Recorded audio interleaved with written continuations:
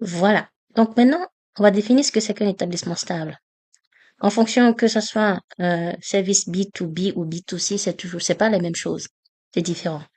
Pour un système B2B, un établissement stable, c'est l'endroit hein, où la société a des moyens humains et techniques lui permettant de recevoir et d'utiliser les services qui sont fournis par les besoins propres de cet établissement.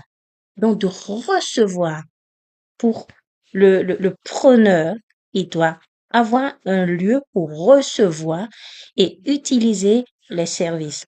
Tandis qu'un prestataire, c'est quasi la même définition. Donc, c'est le lieu qui lui permet de fournir les services dont il assure la prestation. Donc, c'est un ensemble de moyens humains et techniques lui permettant de fournir les services dont il assure la prestation. Mais attention, au Luxembourg, par exemple, ce n'est pas parce que tu as un établissement stable que tu peux déduire la TVA sur tes opérations.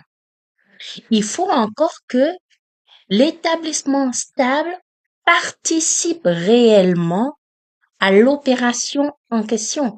Si c'est pas le cas et tu dis ah oui mais moi j'ai un établissement stable au Luxembourg donc c'est pas parce que tu as un entrepôt que tu demandes un service qui n'a rien à voir avec l'aménagement de ton entrepôt ou quoi que ce soit, ou bien il y a un membre de cet entrepôt qui a été travaillé pour un autre État membre, que ça y est, tu peux dire, oui, mais je peux déduire ma TVA. Non, il faut que l'établissement stable ait participé à l'opération à proprement parler pour pouvoir se permettre de déduire une éventuelle TVA.